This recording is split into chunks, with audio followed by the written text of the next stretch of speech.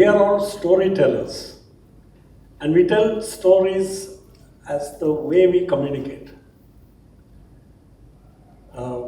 We have narratives about our lives, about where we work, about what we do. And these narratives shape our view of the world, influence our actions, which is why narratives are important. Sometimes one narrative about a place or a company or a family will dominate all other narratives. There is never a single narrative, but there is a tendency for some narratives to become stronger, some stories to become more dominant, and they tend to influence us. So, for example, what is the dominant narrative of Kerala? I'm taking Kerala as an example because we are in Kerala today. This could apply for any state, any region, any community, any company, any organization of which we are a part. But let's come back to Kerala. So what is the dominant narrative here? When we think of doing business in Kerala, what is the first thought which comes up in our mind? Attimari, Nokukuli, Hartal. And that leaves us with no doubt about what this narrative is aimed at, that nothing happens here, nothing works here, nothing can work here. That's the narrative. That's why it's dangerous. I'm not saying it's not true. Part of it may be true. All of us, any region in the world is a mixture of good things and not so good things. Things we like and things we don't like. The problem with the dominant narrative is it privileges one story over all the other stories so that we forget and we lose sight of many of the valuable things. I need not explain to you this image here. That's the power of narrative. One man, he had nothing and he could move a nation. He could try to change the history of a nation with just the power of his storytelling, what he did. Now, I will, ask you some questions, but the answers will be obvious to you, but some of them may surprise you. Which is India's largest manufacturer of in vitro diagnostic test kits and where is it located? Second, which is India's largest manufacturer of dental prosthetics and implants? Anywhere in the country, if a dentist takes an impression for a crown, where is it made? Which is the world's largest single location manufacturer of high technology blood transfusion bags? Which is India's largest manufacturer and exporter of high-tech electronic medical equipment? These are manufacturers, please remember. Which is India's largest manufacturer of orthopedic implants, surgical implants? Which is India's only manufacturer of high-tech coatings for stealth submarines and stealth warships? Which is India's largest and most successful and most profitable specialty steel castings manufacturer, the only steel casting maker in India to find a place in the list of 8 top steel casting makers in the world? The answer to all these questions is all these companies are located in Kerala. All of them were started in the last 35 to 40 years. All of them started as small startups, often by first generation entrepreneurs who were not manufacturers. Okay? And all of them have grown to national and global success. Now there's something wrong with the narrative that nothing works in Kerala and what I've just said. And this is, I just listed 6 or 8. I've got a list of 50 companies and I wrote a book about it called Below the Radar. How Modern Manufacturing Grew by Stealth in Kerala. That's the full title of the book. Because nobody noticed. Because everybody was listening to the narrative that nothing works here. So, obviously we have missed something. And what we have missed is the fact that there is a thriving, and I'm here just specifically talking only about manufacturing. And I will just briefly mention the others also because of time limitations. In Kerala, over the last 30 to 40 years, there has arisen a number of such high technology, value added manufacturing enterprises, which all started small, mostly by first generation entrepreneurs, all of which have grown successfully. And today, some of them are national and even some of them are even global leaders. They employ hundreds and some of them thousands of people. Some of the companies I mentioned, one of them is SFO Technologies, which is India's largest exporter of high-tech electronics and medical equipment. I was under the impression that turnover was around 1,000 crores and now I'm informed it's about 3,000 to 5,000 crores. And they have some 5,000 people in 3 modern factories in the Kakanad area, and they have a dozen other factories in different parts of India, but 3/4 of their workforce is here. You see, the naysayers will always say, oh, that means they moved all their manufacturing outside Kerala. You know, there's the power of this negativism is so strong, it's like gravity, and you need the force of rocket engine to counteract it.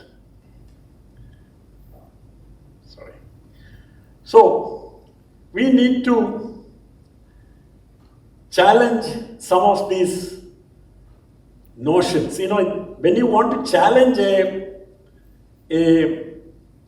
narrative, a dominant narrative, you need to look for the facts. And always in such cases, what I would suggest is don't enter into arguments. Just ask for the facts.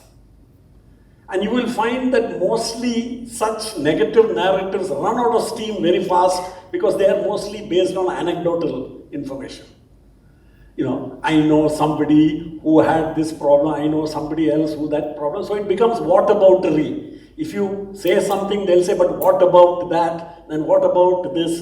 So there is a mindset issue at work, and which is what I want to have you all keep at the back of your mind. That mostly the problem isn't out there.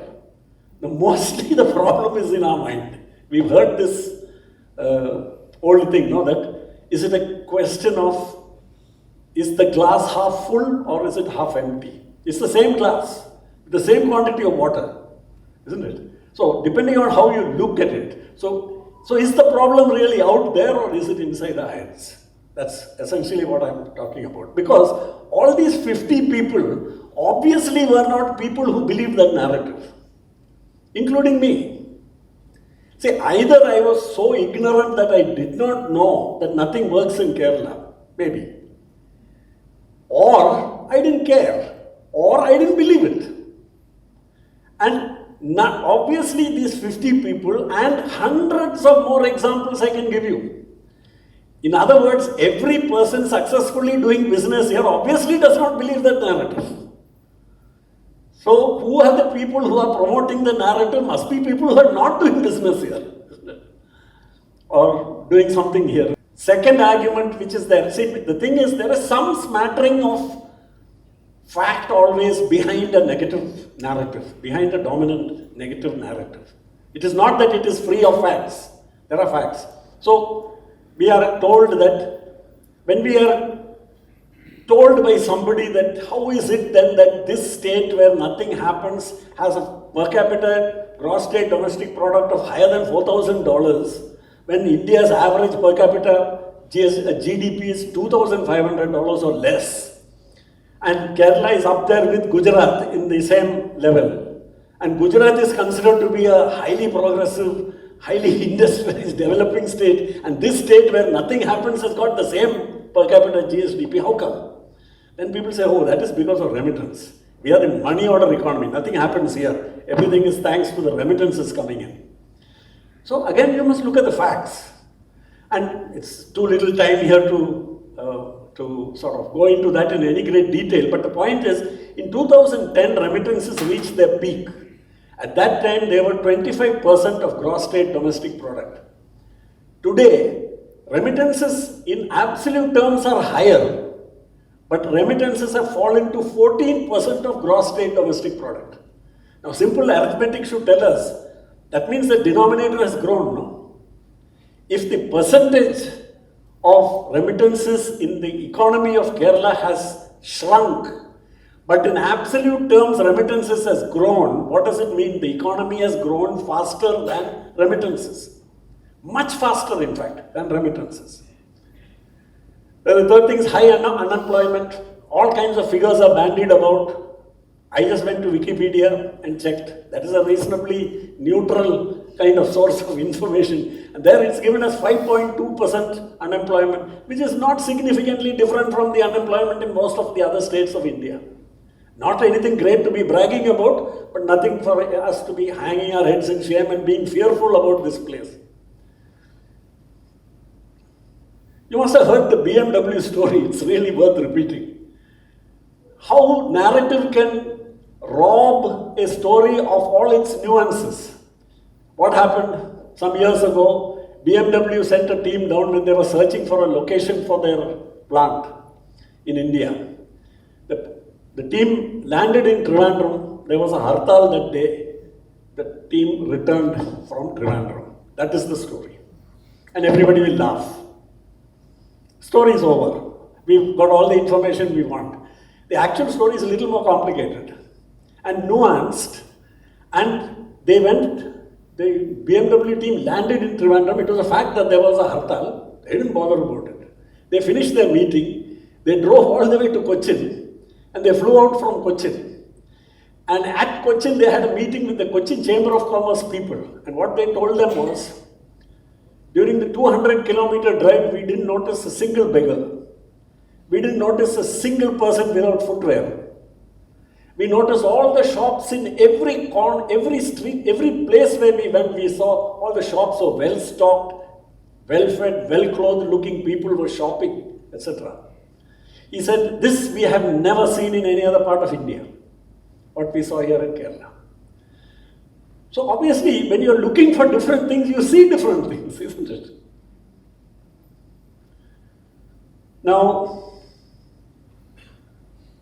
in my case, like I said, I came out of the IAS, I was 30 years old, not a technical guy, and I go and buy technology from a national lab and decide to set up the factory in Kerala. Now, can you think of any more negative factors which you can, for a project success, a non-technical guy going and taking a high-tech know-how from a national lab which has been untried, and what happened? Fast forward, of course, I went through some tough times.